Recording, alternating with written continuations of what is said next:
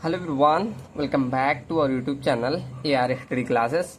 सो हमने previous lecture में advance structural design का सिलेबस देखा था, ठीक, जिसमें हमारी 5वीं यूनिट के बारे में मैंने डिटेल में बताया था।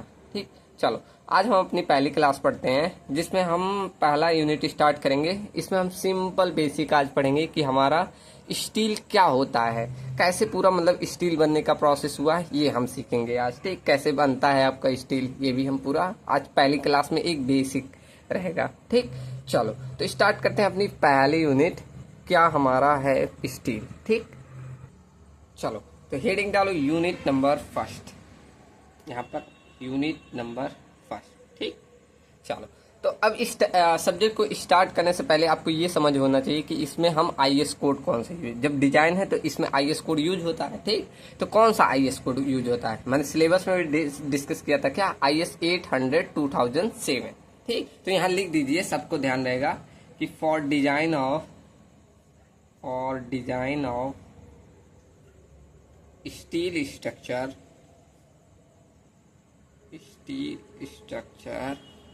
we generally use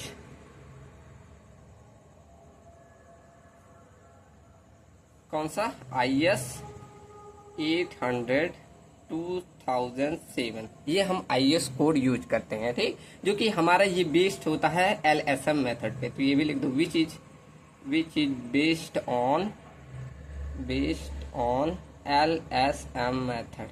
ठीक, इसमें भी अभी जब हम डिजाइन फिलॉसफी पढ़ेंगे तो तीनों मेथड आते हैं, WSM, LSM, ULM, ये तीनों मेथड आएंगे। ठीक, तो वो आगे का पार्ट है, अभी हम आगे देखेंगे। ठीक, चलो तो अब इतनी समझ हो गई कि इसमें हम IS कोड कौन सा IS 800 2007 यूज करेंगे। तो सभी लोग आज का ये टास्क है, ये डाउनलोड करके एक बार ऐसे देख लेना अपने में। ठीक, चलो अब समझते हैं कि हमारा स्टील का मैन्युफैक्चरिंग कैसे होता है। तो उसके लिए मैं एक डायग्राम लाया हूँ, उससे समझा दे रहा हूँ, कोई वो लिखवाने की जरूरत नहीं है, बस आप में एक बेसिक अंडरस्टैंडिंग आए, इसके लिए मैंने बस वो डायग्राम ले आया। ठीक, चलो तो ये रहा वो पिक, एक सेकेंड, ये कैसे, ये देखो, अब देखो ये पूरा आपका कैसे फ्लो डायग्राम है, इसमें कुछ ज्यादा ही दिया है, बस मैं जो बताते जा रहा हूँ वो समझो। आपके अर्थ पे क्या मिलते हैं, आयरन के ओर्स मिलते हैं, आयरन के ओर ऐसे मतलब कण मान लो पार्टिकल्स मिलते हैं। इनको हम क्या करते हैं, इस आपको कोयल में आपका इससे गर्म करके भट्टियों में इसको स्मेल्ट मतलब पिघलाया जाता है। फिर वहां से जब पिघला के इसको ठंडा किया जाता है तब हमारा मिलता है पिग आयरन। जो पिग आयरन होता है इसमें कार्बन की कंटेंट बहुत ज्यादा होती है, तो ये एक प्रॉपर्टी होती है, अगर कार्बन कंटेंट ज्यादा है तो उसमें डक्टिलिटी कम होती है। तो पिग आयरन आपका पहला इम्प्योर एक आयरन का फॉर्म होता है। उसके बाद फर्दर हम इसको शुद्ध करने के लिए एक बार और स्मेल्ट करते हैं, फिर वहां से हमें मिलता है रॉट आयरन, फिर उसको और शुद्ध करने के लिए हम और फिर शुद्ध करते हैं, तो वहां से मिलता है हमें कास्ट आयरन। ठीक, तो ये कुछ आयरन का प्रोसेस हुआ। अब स्टील का अलग है, स्टील का क्या करते हैं, इसी आयरन में कार्बन और प्लस और कोई एक्स्ट्रा एलिमेंट 4-5 है, जैसे फास्फोरस हो गया, सल्फर हो गया, और ऐसे 4-5 है, अभी लिखाऊंगा, तो उन सभी को ऐड करके बनाया जाता है हमारा स्टील। ठीक, तो वो ऐसे कुछ मिलके हमारा स्टील बनते हैं। अभी देखो ये सेक्शन दिए हैं, अभी सेक्शन हम आगे पढ़ेंगे, कई प्रकार के होते हैं। ठीक, चलो तो ये आपको समझ हो गई क्या हम कैसे बनाते हैं। पहले आपने क्या लिया, आयरन ओर लिया, इसको क्या किया, ऐसे इसमें कोयल वेल मिक्स करके, कार्बन मिक्स करके, इसको क्या करते हैं, भट्टी में गर्म किया जाता है। ठीक, गर्म मतलब करना, पिघलाया जाता है एक हाई टेम्परेचर पे, फिर पिघला के हम इसे कूल करते हैं, तब हमारा वहां से पिग आयरन मिलता है। फिर उसे अगर हम और शुद्ध करना चाहते हैं तो उसे फर्दर हम क्या करते हैं, स्मेल्ट करते हैं, तो वहां से हमें रॉट आयरन मिलता है। ठीक, अभी मैं लिखवाऊंगा पूरा, तब और अच्छे समझ में आएगा। ठीक, बस यहाँ एक समझ में आ गया कि कैसे हमारा बनता है। ठीक, चलो अब बढ़ते हैं पूरी थ्योरी पे, कैसे पूरा प्रोसेस हो रहा है। अब समझो, अभी हम प्रेजेंट टाइम में क्या स्टील यूज कर रहे हैं, लेकिन पहले के जमाने में स्टील नहीं, आयरन ही यूज होता था। ठीक, तो अब हम देखते हैं कि फर्दर अब जैसा कंडीशन, मॉइस्चर, पूरा मतलब मौसम आपका बदल गया, क्यों, पोल्यूशन इतना हो गया, सब चेंजेज आ रहे हैं, तो उससे आयरन में कोरोजन ज्यादा लग जा रहा है, तो हम आयरन का यूज नहीं, इसके लिए हमने मॉडिफाई किया और बनाया स्टील। ठीक, तो यहाँ पहले सबसे पहले क्या यूज करते थे, आयरन, तो उसको लिखो कि earlier iron was used for use for structural purpose. आपने देखा होगा इस पहले ज़माने में इस अशोक स्तंभ हो गया, ये सब आयरन के ही बनते थे, ठीक। स्ट्रक्चरल पर्पस, इन सभी के लिए हम क्या बनाते हैं, आयरन। सबसे पहले पुराने समय में आयरन का ही यूज किया जाता था स्ट्रक्चरल पर्पज के लिए, ठीक। तो चलो आयरन का क्लासिफिकेशन कर देते हैं। तो iron can be classified as, iron can be classified as, कैसे करोगे। तो पहला आपका आता है पिग आयरन, हमने वहाँ डिस्कस किया ना जब बना रहे थे। तो सबसे पहला आपका बनता है पिग आयरन। ये आपका जब बनाते हो तो ये इंटरमीडिएट बाय प्रोडक्ट होता है, मतलब बीच का, इसे और भी शुद्ध कर सकते हैं, इसीलिए इंटरमीडिएट बाय प्रोडक्ट बोला जाता है जो आयरन और स्मेल्ट कर रहे हो उसका, ठीक। तो यहाँ पिग आयरन में अब लिखते जाइए, हमने क्या बोला, it is a intermediate byproduct of किसका, smelting of iron ore, smelting of iron ore, ठीक। इसका एक इंटरमीडिएट बाय प्रोडक्ट होता है किसका, जब आप आयरन ओर को स्मेल्ट करते हो तब, ठीक। अब ये कैसे बनता है, तो जब आप वो आयरन ओर लिए उसको आप क्या करते हैं, स्मेल्ट करने के लिए आप भट्टी में डालते हैं, तो उसमें कार्बन और ऑक्सीजन आपस में क्या करते हैं, रिएक्ट करते हैं, किसके साथ, आयरन ओर के साथ। ध्यान देना क्या मैंने बोला, आयरन ओर के साथ क्या, कार्बन और ऑक्सीजन ये दोनों रिएक्ट करते हैं, किसके साथ, आयरन ओर के साथ। तो वहां से बनता है कार्बन मोनोऑक्साइड, ठीक। वो फर्दर क्या मिला, अब देखो यहाँ समझ में आया ना, पहले हमारा क्या हुआ, आयरन ओर लिए, ये दोनों रिएक्ट करते किसके साथ, कोक बोलो या कार्बन बोलो, कार्बन और ऑक्सीजन इन दोनों के साथ हमारा आयरन ओर रिएक्ट करता है, ठीक। इससे रिएक्ट करके हमारा एक चीज बना जिसे बोला जाता है कार्बन मोनोऑक्साइड। अब ये फर्दर जो कार्बन मोनोऑक्साइड है ये फर्दर हमारा रिएक्ट करता है फिर एक बार ऑक्सीजन के साथ, और वहां से हमें फॉर्म होता है कार्बन डाइऑक्साइड और पिग आयरन, ठीक। समझ में आया कि नहीं, चलो अब यहाँ लिख रहा हूं, अभी और अच्छे समझ में आएगा। देखो, ड्यूरिंग स्मेल्टिंग आयरन ओर हमारा क्या करता है, रिएक्ट विथ कोक बोलो या इसे कार्बन बोल दो, कोक या ब्रैकेट में लिख दो कार्बन, दोनों एक ही बात है। तो किससे रिएक्ट कर रहा है, विथ कोक या कार्बन बोलो एंड ऑक्सीजन O2 के साथ। तो वो हमारा क्या बनाता है, फॉर्म, यहाँ एंड लिख देना, एंड फॉर्म क्या बना रहा है, कार्बन मोनोऑक्साइड,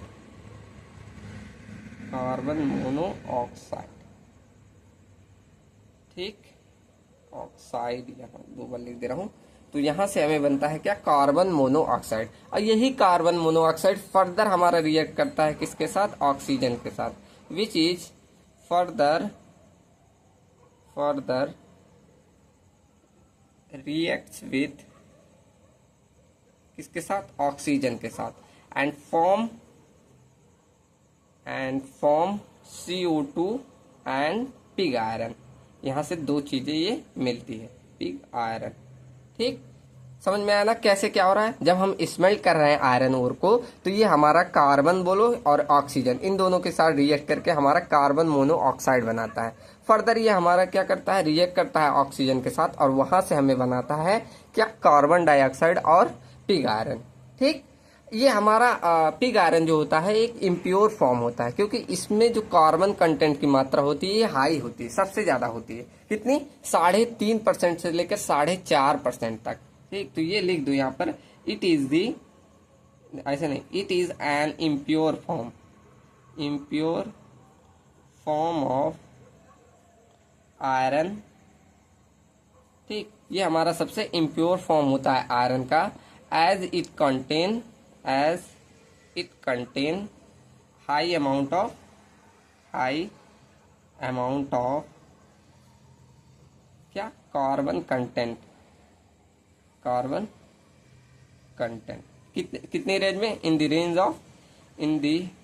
ऑफ कितना मैंने बोला था, 3.5% से लेकर 4.5% तक, इस रेंज में कार्बन होता है। अब ये ध्यान रखें, जितना ज़्यादा कार्बन होगा उतनी ज़्यादा उसकी डक्टिलिटी कम होगी, और जितनी डक्टिलिटी कम होगी उतना हमारा खराब माना जाएगा। हम क्या चाहते हैं, हमारा जो भी लोहा रहे या आयरन रहे वो हमारा डक्टिलिटी ज़्यादा रहे, जिससे हमारा सडन फेलियर ना दिखाए। ठीक, हम वही प्रॉपर्टी चाहेंगे। ठीक, सबको समझ में आया ना ये पहला। अब सेकंड हमारा आता है कास्ट आयरन। अब ये हमारा कैसे बना है, इसी को हम फर्दर और शुद्ध करने के लिए, इसमें कार्बन कंटेंट की मात्रा कम करने के लिए हम इसे दोबारा से मेल्ट करते हैं। ठीक, तो वहां से हमें बनता है कास्ट आयरन, कास्ट आयरन। ठीक, चलो, तो ये कैसे बनता है, ये हम दोबारा से रीमेल्टिंग करते हैं किसका, आयरन, सॉरी पिग आयरन का, तब हमारा क्या बनता है, ये कास्ट आयरन। ठीक, लेकिन ये हम रिएक्ट कराते कोक और लाइम स्टोन के साथ, तब हमारा बनता है। ठीक, तो यहां से लिखो इट इज फॉर्म्ड कैसे, by remelting of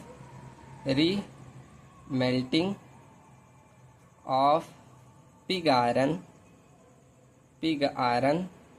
along with coke मतलब वही कार्बन, ठीक, एंड लाइम स्टोन, ये दोनों हम मिक्स करके तब उसे दोबारा से हम रीमेल्ट करते हैं, तब हमारा बनता है कास्ट आयरन। ठीक, अब हम इसे दोबारा जब रीमेल्ट करते हैं तो इससे क्या होता है, इसमें कार्बन कंटेंट की मात्रा डिक्रीज हो जाती है और इससे हमारा प्योरिटी इंक्रीज हो जाती है। इसमें कार्बन कंटेंट की जो रेंज होता है वो 2 से 4% तक हो जाता है। ठीक, तो यहाँ ऐसे लिख दो कि कार्बन कंटेंट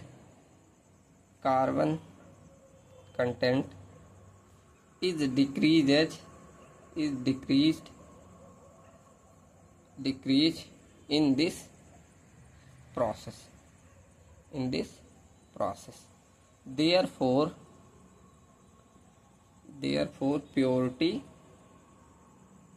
increases। ठीक, इससे हमारी प्योरिटी बढ़ जाती है। अब इसमें कार्बन कंटेंट का रेंज क्या होता है, मैंने बोला 2 से 4%। ठीक, carbon content is in the range of कितना में, 2 से 4%।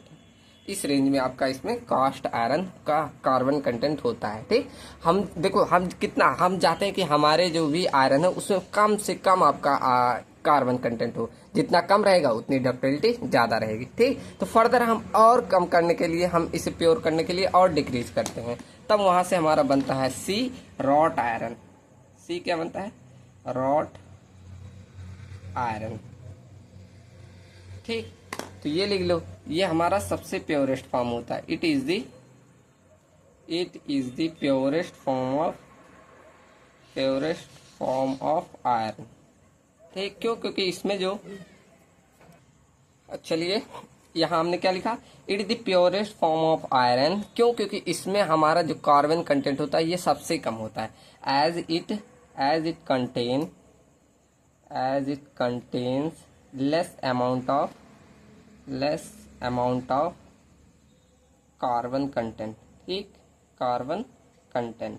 अब रेंज क्या होता है, इसमें 0.1% से भी कम कार्बन कंटेंट होता है। ठीक, तो यहाँ लिख दो carbon content is less than कितना, 0.1%, इससे भी कम होता है, तो हमारा रॉट आयरन कहलाता है। ठीक, आपके कंपटीशन एग्जाम में कभी कभी पूछ लेता है ऐसे रेंज देकर कि कौन सा आपका आयरन है, बताना पड़ता है। ठीक, चलो यहाँ तक समझ में आया ना सबको। अब यहाँ नोट पॉइंट आप लिखना चाहे लिख सकते हैं कि कार्बन कंटेंट आपका, यहाँ नोट लिखो, कार्बन कंटेंट जो होता है वो इनवर्सली प्रोपोर्शनल होता है डक्टिलिटी ऑफ द मटेरियल के। ठीक, carbon content is the inversely proportional to the ductility of material। इसका मतलब क्या हुआ कि आप अगर कार्बन कंटेंट को बढ़ा रहे हैं तो डक्टिलिटी उसकी घटती चली जाएगी, अगर आप उसमें कार्बन कंटेंट की मात्रा घटा रहे हैं तो वहां डक्टिलिटी आपकी इंक्रीज हो जाएगी। ठीक, बस इतना सा मतलब है। अब यहाँ हमने 3 चीजें पढ़ी। क्या, पहला हमने पढ़ा पिग आयरन, फिर हमने पढ़ा कास्ट आयरन, कास्ट आयरन, फिर हमने पढ़ा रॉट आयरन, ठीक, रॉट आयरन, ROUGHT था, ROUGHT, रॉट आयरन, ठीक। इसमें हमने कार्बन की परसेंटेज देखा 3.5 से लेकर 4.5% तक, और कास्ट आयरन में देखा 2 से लेकर 4% तक।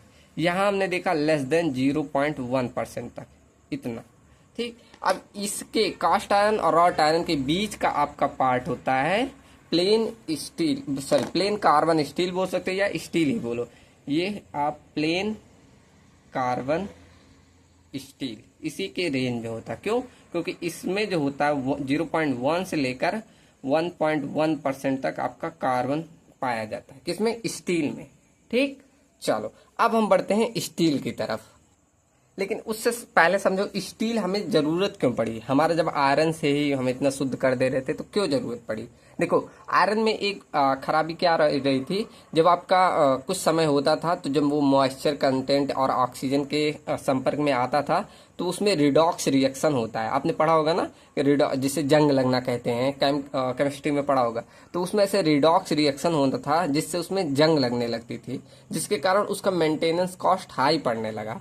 अब उसी को कम करने के लिए हम क्या कर दिए, उसको और शुद्ध करने के लिए कुछ एलिमेंट्स ऐड किए, जहां से हमें निर्माण हुआ स्टील का, ठीक। तो यहां लिखो वही, क्या लिखो कि with time in the presence of moisture, in the presence of atmospheric moisture and oxygen, ठीक। इन दोनों के जब प्रेजेंस में रहता है तो हमारा आयरन क्या हो जाता है, आयरन गेट रस्टेड, ठीक, जिसे आप कोरोजन भी बोल सकते हो, कोरोजन अकर, ठीक। तो रस्टिंग जो होता है इसे ही हम क्या बोलते हैं, रिडॉक्स रिएक्शन बोला जाता है। तो rusting of iron is produced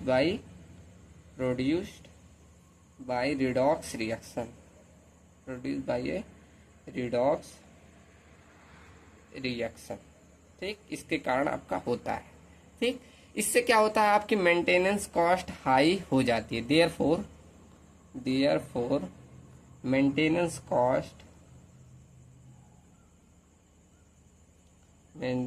cost is increase, ठीक। यहाँ से आपकी मेंटेनेंस कॉस्ट बढ़ जाती है। एंड हेंस, इसीलिए हमने क्या किया, hence we use steel as an alternative option, ठीक। इसीलिए हमने किसको, स्टील को बनाया, ठीक। अब ये कैसे बना, देखो हमने क्या किया, आयरन लिया, उसमें कुछ कार्बन कंटेंट मिलाया, उसमें फर्दर हम बहुत सारे मटेरियल, सॉरी एलिमेंट, जैसे सिलिकॉन हो गया, आपका सल्फर हो गया, आपके फास्फोरस हो गया, आपके मैग्नीज हो गए, आपके निकिल हो गए, आपके क्रोमियम हो गया, क्रोमियम, ठीक, सही से नहीं लिखा, क्रोमियम, ठीक। ऐसे इन सारे मटेरियल को फर्दर हम मिला के क्या बनाते थे, स्टील, ठीक। तो इसे ही हम एलॉय बोलते हैं, मिश्रित धातु भी बोल सकते हैं। इट इज एन एलॉय, इसे हम मिश्रित धातु भी बोलते हैं, ठीक। तो इस तरह आपका क्या बनता है, स्टील। अब इसमें से ऐसा नहीं कि सब चीजों को मिलाना था, आप इसमें से 2-4 एलिमेंट मिला के भी स्टील बनता है। जैसे अभी हम पढ़ेंगे निकल और क्रोमियम, इन दोनों को मिला के हमारा स्टील बनता है। अभी हम आगे फर्दर पढ़ेंगे, ठीक। चलो अब बढ़ते हैं स्टील के क्लासिफिकेशन पे। तो यहाँ हेडिंग डालो, स्टील क्लासिफिकेशन, ठीक। तो पहले दो तो आपके आते हैं कि एक तो स्ट्रक्चरल स्टील, एक आता है स्टेनलेस स्टील, मतलब जंग रहित आपका स्टील, ठीक। तो पहला स्ट्रक्चरल स्टील आपने आरसीसी पढ़ा तो उसमें जरूर सुना होगा, कौन, आपके माइल्ड स्टील, HYSD स्टील, ये आपके स्ट्रक्चरल स्टील कहलाते हैं, ठीक। तो यहाँ पहला लिखो, ए आपका स्ट्रक्चरल स्टील। ठीक, अब ये क्या होता है जिसे हम स्ट्रक्चर में यूज करते हैं, वही आपका स्ट्रक्चर स्टील कहलाता है। ठीक, तो ऐसे लिख दो, steel that are used in structures are defined as structure steel।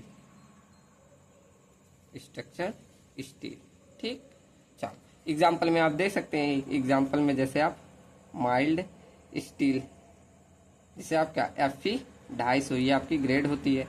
ऐसे आप क्या HYSD स्टील बोल सकते हो। इसमें कौन कौन सा था, Fe 415 और Fe 500। अभी प्रीवियस आप सेमेस्टर में ये पढ़ के आए हैं। ठीक, चलो सेकंड आपका आता है स्टेनलेस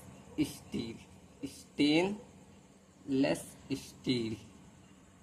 ये इसका मतलब क्या, जंग रहित आपका स्टील, इसमें जंग ही नहीं लगता है। ये कैसे बनता है, इसमें हम क्या करते हैं 18% आपका क्रोमियम और 8% निकल को मिला के बनाते हैं। ठीक, तो वहां से आपका बनता है स्टेनलेस स्टील। ठीक, तो ऐसे लिख दो, द स्टील दैट मतलब that is formed by adding कितना 80% क्रोमियम एंड 8% निकल इन दी आयरन एंड कार्बन। ठीक, कार्बन, तो इसको जब बनाते हैं वही आपका स्टेनलेस स्टील कहता है। जी, इससे क्या होता है, इससे आपका कोरोजन और रस्टिंग कम हो जाता है। ठीक, सो दैट प्रिवेंट क्या प्रिवेंट करता है, so that prevent corrosion and rusting. ठीक, कोरोजन एंड रस्टिंग, इसी को हम बोलते हैं known as stainless steel.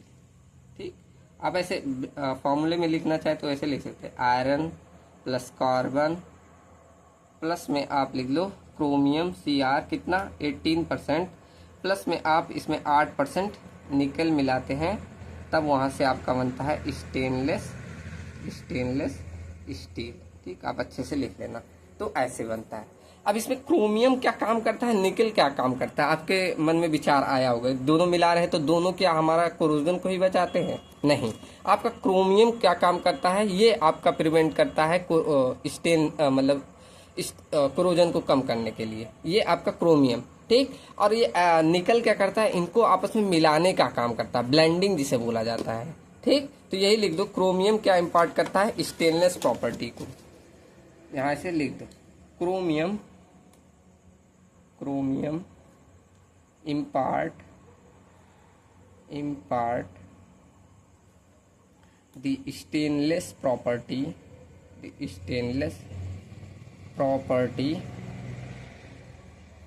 To the steel. ठीक, और निकल क्या करता है, ये हमारा आपस में इन सबको मिलाने का काम करता है। Nickel is added for proper blending of material. ठीक, इसके लिए हम करते हैं। अच्छा, ये जो रेंज दिया 18% 8%, तो क्या इसी रेंज में मिलाना है, नहीं। इसको हम क्या करते हैं 10.5% से कम नहीं होना चाहिए, इससे आप ज्यादा मिला सकते हैं। ठीक, तो यहाँ एक रेंज दिया गया है, इन नो केस आपका जो क्रोमियम है, chromium content should not be less than कितना 10.5%, इससे कम नहीं होना चाहिए। ठीक, तो यहाँ हमने दो चीजें देखी, क्या पहला देखा हमने स्ट्रक्चरल स्टील, दूसरा हमने देखा स्टेनलेस स्टील को। ठीक, अब हम क्लासिफिकेशन करते हैं कि उसमें कार्बन कंटेंट की मात्रा के आधार पे। ठीक, जैसे यहाँ हमने आयरन को किया था, ऐसे हम स्टील को भी करते हैं। ठीक, तो क्लासिफिकेशन ऐसे लिख दो, depending upon depending upon the carbon content steel steel can be classified as. ठीक, कैसे? Low carbon steel, medium carbon steel, और आपका थर्ड आता है हाई कार्बन स्टील। ठीक, तो पहला लिखो लो कार्बन स्टील। अब ये क्या होता है, इसमें आप देखो स्टील का आपका रेंज कितना था, 0.1% लेकर 1.1% तक आपका स्टील का रेंज था। ठीक, इतना कार्बन कंटेंट होना चाहिए। तो लो कार्बन स्टील का मतलब इसमें जो आपका कार्बन कंटेंट का रेंज होता है वो 0.1 से लेकर 0.25 तक होता है।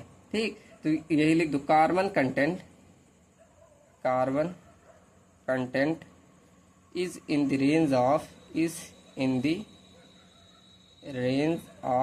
कितना, 0.1 से लेकर 0.25%, इस रेंज में होता है, तो वो आपका लो कार्बन स्टील कहलाता है। जैसे आपका माइल्ड स्टील होता है, उसमें जो कार्बन कंटेंट की मात्रा होती है वो लेस देन 0.25% होता है। इसमें माइल्ड स्टील में, माइल्ड स्टील। ठीक, ये आपका लो कार्बन में आता है। अच्छा, सेकेंड आपका मीडियम कार्बन स्टील। अब इसमें आपका रेंज कितना होता है, यही 0.25 से लेकर 0.60 तक की रेंज था। कितना कार्बन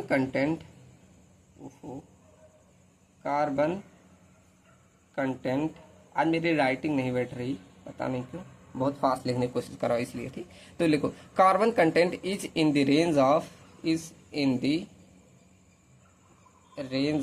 कितना बोला मैंने, 0.25 से लेकर 0.60% तक, इस रेंज में होता है, तो आपका मीडियम कार्बन स्टील कहलाता है।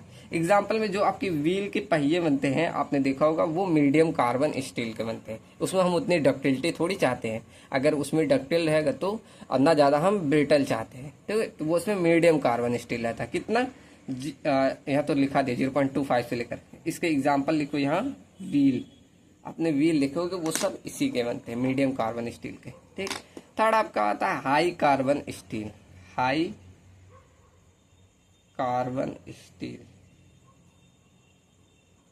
ठीक, अब डायरेक्ट ऐसे लिखा दे रहा हूँ, लिख देना। इसमें जो रेंज होता है 0.60 से लेकर 1.1% तक होता है। ठीक, अब इसका एग्जाम्पल लिख लो बस। आपके जैसे हैमर हो गए, सीजल हो गए, जिसे छैनी बोला जाता है, ये सब इसी का बनता है। ठीक, तो यहाँ लिख लो हैमर। ठीक, हैमर। ठीक, तो ये आपका क्लासिफिकेशन हो गया किसके आधार पे, कार्बन कंटेंट के आधार पे। ठीक, अब आगे हम क्लासिफिकेशन करेंगे उसमें ऑक्सीजन के कंटेंट कितना है उसके आधार पे। ठीक, तो यहाँ लिखो depending upon the oxygen content steel is classified as. इसमें कौन कौन सा होता है, एक आपका होता है किल्ड स्टील, सेकंड आता है semi killed steel, and third आपका आता है रिम्ड स्टील। ठीक, तो पहला लिखो, पहला मैंने क्या बोला, किल्ड स्टील। ठीक, इसमें जो आपका ऑक्सीजन का कंटेंट होता है, इसमें कंटेंट नहीं, कंसंट्रेशन बोलो। ठीक, कितना होता है, 30 ppm, या ppm की यूनिट मिलीग्राम पर लीटर भी होती है। ठीक, तो यही लिखो, when the oxygen concentration is less than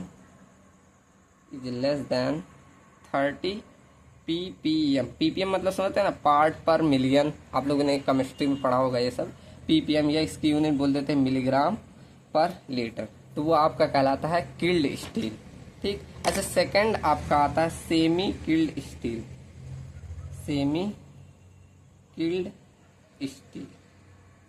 अब इसमें जो आपका ये ऑक्सीजन का कंसंट्रेशन होता है, बस मैं रेंज लिख दे रहा हूँ डायरेक्ट। ठीक, कितना, 30 से लेकर 150 ppm, या बोल दो मिलीग्राम पर लीटर, तो वो आपका कहलाता है सेमी किल्ड स्टील। ऐसे थर्ड आपका आता है रिम्ड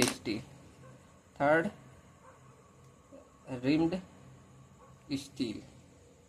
अब इसमें जो आपका होता है वो ग्रेटर देन, कंसंट्रेशन कितना हो जाएगा, ग्रेटर देन 150 ppm या बोल दो मिलीग्राम पर लीटर, तो वो आपका क्या कहलाता है, रिम्ड स्टील। ठीक, तो ये हमने क्लासिफिकेशन कर दिया कार्बन और ऑक्सीजन के प्रेजेंस के आधार पे। ठीक, अब यहाँ पर एक नोट पॉइंट लिख सकते हैं, जनरली जब हम स्ट्रक्चर में यूज करते हैं वो हम किल्ड और सेमी किल्ड, यहाँ रिम्ड स्टील का यूज नहीं करते हैं। ठीक, तो यहाँ पर नोट में लिख दो ऐसे, नोट क्या कि generally all structures are made of किसका, killed and semi killed steel, इन दोनों का ही बनता है, आपके रिम्ड का नहीं बनता। ठीक, चलिए मैं पढ़ाते पढ़ाते चल गया और कैमरा ऑफ कर दिया था, कोई आ गया था। ठीक, तो एक बार मैं फिर से समझा दूं, मुझे ध्यान नहीं दिया ऊपर मैंने। चलो तो फिर शुरू से समझा रहा हूँ। यहाँ मैंने बताया कि हम स्टील को एज अ स्ट्रक्चरल मेंबर क्यों यूज कर रहे हैं। तो पहला मैंने रीजन दिया कि स्ट्रेंथ टू वेट रेशियो इसका हाई होता है। इसका मतलब क्या कि अगर आप इसका, जैसे ये आपका स्टील है, अब इसका वेट अगर आप घटा भी दे तो इसका स्ट्रेंथ में कोई प्रभाव नहीं होता, मतलब उतना ही रहेगा। ठीक, मतलब अच्छा खासा रहेगा। उसके बाद सेकंड मैंने लिखा है कि uniformity of stress is observe due to better quality control. मतलब क्या कि अगर आप इसको कट करना चाहे तो सभी जगह पे आपका जो स्ट्रेस मिलेगा वो समान रहेगा, ऐसा नहीं कि एक जगह कम मिला एक जगह ज्यादा मिला। तो वही बोला, यूनिफॉर्मिटी ऑफ स्ट्रेस ऑब्जर्व होता है। थर्ड है कि एक ये इको फ्रेंडली मटेरियल होता है। ठीक, फोर्थ है कि इसकी स्क्रैप वैल्यू हाई होती है। अब देखो कंक्रीट ले लो और ये ले लो स्टील, तो किसकी स्क्रैप वैल्यू, आपकी स्टील की ज्यादा होती है। तो यही बोला है कि इसकी स्क्रैप वैल्यू ज्यादा होती है। फिफ्थ पॉइंट क्या है कि इसका फैब्रिकेशन एंड फास्टनिंग करना आसान होता है। अब ये फैब्रिकेशन मतलब इसको मतलब बनाना काफी आसान होता है। अब अभी आगे पढ़ेंगे टी सेक्शन, एल सेक्शन, ऐसे काफी सारे सेक्शन पढ़ेंगे, तो वहां पर उसको बनाना काफी, अभी कंक्रीट का बनाना हो तो उसमें देखो काफी दिक्कत आएगी। तो इसको फैब्रिकेशन करना काफी आसान होता है। और फास्टनिंग मतलब जोड़ना। अब देखो कहीं से ऐसे, अभी देखो टी ज्वाइन बनाना तो आप डायरेक्टली वेल्डिंग करके जोड़ सकते हैं, तो इसे फास्टनिंग करना भी काफी आसान होता है। एंड लास्ट पॉइंट है, it has a good air and water tightness. अब इसका मतलब क्या, आप देखो कंक्रीट का कोई स्ट्रक्चर बना है तो उसमें अगर एक जगह से पानी रुका हुआ है तो उसमें संभावना है लीकेज होने की। लेकिन वही स्टील का बना है तो बस उसमें कोरोजन हल्का फुल्का आ सकता है, लेकिन उसमें कोई आपका एयर या वाटर पास नहीं कर सकता है। कर सकता है? नहीं कर सकता। तो ये सारे रीजन है, आप खुद से और भी रीजन दे सकते हैं कि हम क्यों एक स्टील को as a structure member choose करेंगे। ठीक, चलो अब हम देखते हैं प्रॉपर्टीज क्या क्या होती है स्टील की। प्रॉपर्टीज ऑफ स्टील, अब यहाँ जो बता रहा हूँ यहाँ ग्रेड पे नहीं डिपेंड कर रहा है ये प्रॉपर्टीज, ये मतलब सब पे लागू होता है। ठीक, तो प्रॉपर्टीज ऑफ स्टील, ये यहाँ पॉइंट लिख दो कि ये किसी ग्रेड पर नहीं डिपेंड कर रहा है, जो मैं बताऊंगा। Irrespective of the grade of steel following properties are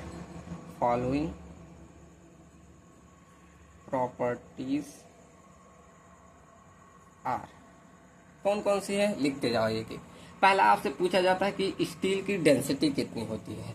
ये आपको कोई भी पूछ सकता है, अगर आपने स्टील बोला, हमने स्टील पढ़ा है, तो ये सारी चीजें आपसे पूछी जा सकती है, तो ध्यान रखना। ठीक, क्या पहला पूछ ले, डेंसिटी ऑफ स्टील कितना होता है। डेंसिटी ऑफ स्टील, इसे रो स्टील ऐसे लिखते हैं। ठीक, ये कितना होता है, तो 7850 किलोग्राम पर मीटर क्यूब। ये आपके अब जुबान पे होना चाहिए, कोई भी पूछ ले डेंसिटी ऑफ स्टील कितना हो तो 7850 किलोग्राम पर मीटर क्यूब। ठीक, सेकंड आपका पूछा जाता है कि मॉडुलस ऑफ इलास्टिसिटी कितनी होती है स्टील की। मॉडुलस ऑफ इलास्टिसिटी जिसे हम ES से डिनोट करते हैं, तो ये कितना होता है, 2 × 10⁵ न्यूटन पर mm²। कितना क्या होता है, मॉडुलस ऑफ इलास्टिसिटी। ठीक, सेकंड आपका पूछ ले modulus of rigidity. Modulus of rigidity जिसे कैपिटल G से डिनोट करते हैं, तो ये कितना होता है, 0.769 × 10⁵ न्यूटन पर mm²। ये आपका क्या होता है, मॉडुलस ऑफ रिजिडिटी। अब फोर्थ आपका होता है coefficient of thermal effect sorry expansion. ये कितना होता है, ये मैंने आपको आरसीसी में भी बताया था। कितना होता है सब लोग को मालूम है, थर्मल एक्सपेंशन जिसे अल्फा से डिनोट करते हैं। कितना होता है, किसी को ध्यान था, 12 इंटू 10⁻6 पर डिग्री सेल्सियस। ठीक, चलो सेकेंड आपका लास्ट आ जाता है पॉइजन रेशियो, जिसे म्यू से डिनोट करते हैं। ये कितना होता है, तो ये देखो दो रेंज लिया जाता है, एक इलास्टिक रेंज, एक प्लास्टिक रेंज। अगर आपका फर्स्ट यह केस बन रहा है इलास्टिक रेंज में, तो वहाँ होता है 0.30। बी अगर आप प्लास्टिक रेंज में देखेंगे, प्लास्टिक रेंज में, तो वहाँ होता है 0.50। ठीक, तो ये सारी प्रॉपर्टीज हो जाती है स्टील की। अगर आपसे आप कोई पूछे कि क्या क्या प्रॉपर्टीज है, कोई भी चीज़ पूछ ले, तो आपको ये इतना नॉलेज होना चाहिए। ठीक, तो यहाँ आज हमने बेसिक क्लास रखा है बस स्टील के बारे में जानने के लिए। ठीक, चलो तो अभी मैं पीडीएफ क्या करूँगा, अभी तो नहीं भेजूंगा, जब पूरी यूनिट खत्म हो जाएगी तब मैं टेलीग्राम पे भेज दूंगा एक साथ। ठीक, तो टेलीग्राम आपको मिल जाएगा बायो में, वहाँ से जाकर ज्वाइन कर लेना आप, नहीं तो सर्च करेंगे AR स्टडी क्लासेस, तो वहाँ से आपको मिल जाएगा। ठीक, चलिए आज की क्लास छोटी है, लेकिन कल हम और डिटेल में पढ़ेंगे। कल हम अपना पूरा IS कोड का क्लास रहेगा, आपकी डिजाइन फिलॉसफी, तो कल देखेंगे। ठीक, चलिए तो मिलते हैं नेक्स्ट क्लास में। Thank you and thanks for watching.